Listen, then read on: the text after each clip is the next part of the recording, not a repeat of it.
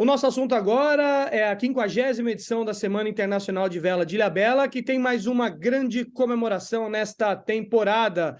O veleiro Atrevida vai completar 100 anos. A gente vai fazer essa festa na Semana Internacional de Vela de Ilhabela, aqui com Átila Bon, que é o imediato do barco, também é um dos principais porta-vozes desse veleiro, que tem muita história para contar para a gente, não é, Átila? Tudo bem? Ótimo. Tudo bom? Esperando aí a semana de vela, vai ser espetacular, né? Pois é, vai ser espetacular. Já temos uma novidade, né? Que a regata Alcatrazes por Boreste Marinha do Brasil, agora vai chamar Regata Alcatrazes 100 anos do veleiro Atrevida, uma homenagem mais que especial, não é, Átila? Muito, muito, muito bacana. Como é que vocês receberam essa informação? Fiquei muito feliz, né? Imagina um regata importante como Alcatraz, receber o nome do barco nesse evento de 100 anos, muito legal isso. Legal. Então, empolgado. Pois é, todo mundo está empolgado, não só vocês, mas toda a comunidade da vela brasileira. É, E na Semana de Vela, desde que os clássicos entraram na Semana de Vela de Ilhabela, o Atrevida vem sempre participando, né, na maioria das vezes, e pintando a raia de vermelho. É, Além do Atrevida, eu acho que comemorar esses 50 anos da Semana de Vela, 100 anos do Atrevida, e também comemorar toda a história da vela brasileira com os veleiros clássicos, não é? Positivo, né? O Atrevida chegou no Brasil em 1946. Já tinha uma história nos Estados Unidos, velejando regatas perto de Nova York, Boston. Tinha os circuitos, né, na temporada de verão. E ele foi muito bem sucedido em 1923. E depois da Segunda Guerra Mundial, foi vendido para o brasileiro do Rio de Janeiro, Jorge Bering de Matos. E aí, desse tempo para cá, ele é sempre um barco muito importante, né, no cenário de regatas. Continuando aqui no podcast da Semana Internacional de Vela de Ilhabela, conversando com a Átila Bon, imediato do barco Atrevida, que será o grande homenageado nessa Semana Internacional de Vela. Contando mais um pouquinho dessa história, né? Por que o barco tem tanta história para contar, não só pela idade, mas também foi sempre referência, né? Já grandes nomes do cenário mundial, né? Chefes de Estado, reis, rainhas, já tiveram a bordo desse veleiro, né? É isso. Quando o barco chegou no Brasil, ele inicialmente seria um barco de regata, né? Mas ele é muito grande e as regras, a regra IOR, ou o Cruising Club of America, não recebiam bem barcos muito grandes. Então ele acabou deixando de correr regatas e se tornou um barco de passeio. E no Rio de Janeiro ele recebeu muitas figuras importantes, né, do cenário mundial. Legal. E aí, chegou mais ou menos na década de 90, nos anos 2000, ele acabou sendo abandonado. E conta essa história pra gente, como é que foi o refit desse veleiro, o que foi feito para deixar ele novamente original? Isso, o barco estava bastante deteriorado no Rio de Janeiro. E aí o Gilberto Miranda Batista comprou o barco bem danificado e levou para Santos, na MCP, e lá fizeram um refit baseado nos desenhos originais, né? Porque a gente tem todos os planos do barco. Então foi feita a casadaria original, enfim, bastante coisa, né?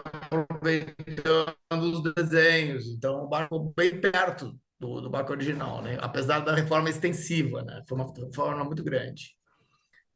E hoje, além da Semana de Vela de Ilhabela, participa de outros eventos também, mas como que ele é trabalhado? O barco tem sempre manutenção diária? Conta essas curiosidades que talvez até o próprio velejador gostaria de saber, né? Porque é um barco muito grande, é um barco que exige muita atenção e, claro, exige muito cuidado, né?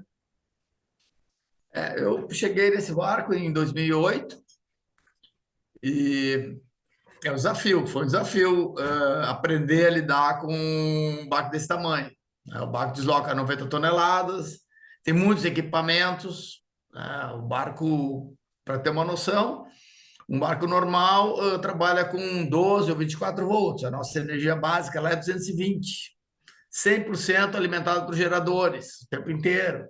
Então, mas muda bastante, né, os conceitos. Então, mais para navio do que para veleiro, né? Então, aprendi a fazer isso, né? Criamos rotinas de trabalho, rotina de manutenção, né? A gente tem sempre apoio de profissionais, engenheiros, pessoas que lidam com, né, diversos equipamentos aí, ar-condicionado, sistema hidráulico, eletrônico. Então, sempre tem alguém nos apoiando. E é lógico que a gente tem uma rotina básica de manutenção. Legal. E numa regata, né? A gente sabe que a regata tem uma adrenalina muito grande, vocês com muita gente a bordo.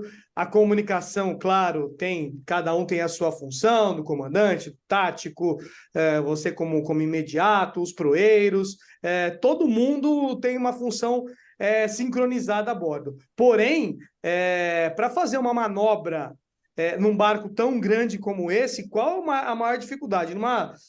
Se vocês até participam, chegam a participar de algumas regatas Barla-Sota, essa é a primeira pergunta, e a dificuldade também de fazer uma própria manobra mesmo, né? Quando tem uma boia, é preciso passar por um gate. Como é que funciona isso? O maior problema que a gente enfrenta, principalmente em Barla-Sota, é a diferença de tamanho dos barcos, né? Porque a nossa dificuldade é muito complexa, assim, em termos de velocidade do barco. Quando a gente quer que ele ande, ele não anda. Quando a gente não quer que ele ande, anda muito. Então, isso com os outros barcos em volta é uma coisa bem complexa. Mas a gente treinou, né? Durante todos esses anos, treinamos muito essas manobras. Baixada de balão, subida de balão, movimento das velas, jaibe, tudo isso foi muito treinado. Então, a gente está bem, bem treinado para as regatas, né? Vamos ver. Mas colocar em prática não é fácil, porque a equipe tem que estar muito sincronizada. Como o barco é muito grande, a gente não consegue conversar muito assim, lá da popa com o proeiro. Então, a coisa tem que ter realmente o treino, o protocolo, né? Então, lá o tático manda uma manobra, ela já é ensaiada, então o cara já sabe o que fazer e aí tem que tocar para frente aquilo que aprendeu, né? Senão dá tudo errado. O barco é muito pesado, muito difícil, né? De consertar alguma coisa que começou errado. Quantas Não sei pessoas se eu vão. consegui responder a tua pergunta. Não, conseguiu, foi muito legal. Acho que uma curiosidade, porque a gente nas imagens consegue ver bastante coisa, né, da Semana de Vela, nas fotos também, mas assim, no dia a dia, é lá dentro mesmo que as coisas acontecem de fato. Agora, quantas pessoas vão participar da Semana de Vela de Ilhabela esse ano a bordo do Veleiro Atrevida? São 14 tripulantes total. Vai o time inteiro? E como? Vai o time inteiro? Time inteiro, sim, porque tem o Barla-Sota. Para a gente, o Barla-Sota é muito complicado. São manobras, para eu ter uma ideia, a gente leva 4 minutos para baixar o balão e colocar em ponto do barco poder mudar de rumo. Porque quando baixa o balão, tem que estar um vento aí de 130, 120, não pode orçar o máximo, não pode orçar muito, porque senão o balão levanta voo de cima do barco. Ninguém consegue segurar. Então está empopado em sacar o balão para depois mudar de rumo. Isso leva 4 minutos. Andando a 9 nós, uma balaçota de 1 milha e, sei lá, 1 milha e meia, passa rápido. Então a boia chega rápido do outro lado. Verdade, verdade. Mas assim, como o Átila bom citou, essas manobras são muito treinadas antes, principalmente para um barco muito grande. Se um barco menor, por exemplo, um S-40, que um barco veloz também, as manobras a bordo precisam ser cronometradas e qualquer errinho pode custar uma regata. Imagina só num veleiro que demora 4 minutos até para baixar um balão. Átila, bom, para a gente já terminar o nosso primeiro podcast, a gente vai falar muito do Atrevida, várias homenagens para a Semana de Vela e para o Veleiro Atrevida. Qual foi a sua Semana de Vela inesquecível a bordo do Atrevida? E o que você pode também falar sobre essa regata, esse evento que é um grande encontro da vela brasileira, realizado sempre nos meses de julho pelo Yacht Clube de Ilhabela? regata Semana de Vela é realmente muito bacana, sempre tem muito numerosa, muitos barcos, muita função em volta do barco. Eu gosto muito. Semana de Vela realmente é um evento espetacular. Aí a Bela é muito bonito, tudo fica agradável, né? Gosto de Semana de Vela. E qual foi a sua inesquecível desde 2008, quando você está com o barco Atrevida? Qual que foi a mais legal? Ou que você tem alguma coisa para contar para gente? Nós tivemos uma semana de vela que entrou uma frente fria justamente na montagem do Toque Toque, aquele ano os clássicos fariam Toque Toque, e, e a gente olhando ali aquela nuvem se aproximando, disse, putz, vai ventar forte, não, é melhor não subir o balão. Pensei comigo montando o Toque Toque, aí a galera, pá, o balão para cima, vai vir o vento aí que a gente não está enxergando. Aí botou um balão, entrou o vento. Foi muito difícil tirar o balão, tinha muito vento. Colocamos 500 metros quadrados de balão no convés, todo mundo trabalhando duro em sacar aquilo. E aí ficou bem, o vento ficou muito forte. E aí entramos no canal com vento fortíssimo.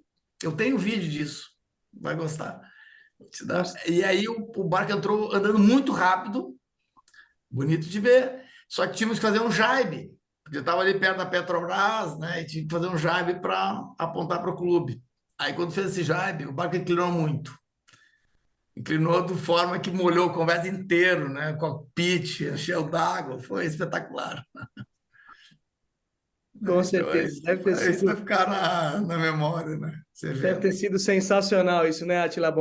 Bom, obrigado mais uma vez por atender a nossa reportagem, esse podcast da Semana Internacional de Vela de Ilhabela, que vai entrevistar grandes personagens que contam a história desse grande evento. Será realizado de 23 a 30 de julho no Yacht Clube de Ilhabela. Tem muitas imagens no Instagram oficial da Semana de Vela, você vai poder conferir também mais coisas e esse bate-papo no podcast aqui com a gente. Átila, obrigado e a gente se vê nos próximos dias aí. Vai ter mais conversa para a gente falar do Atrevida assim.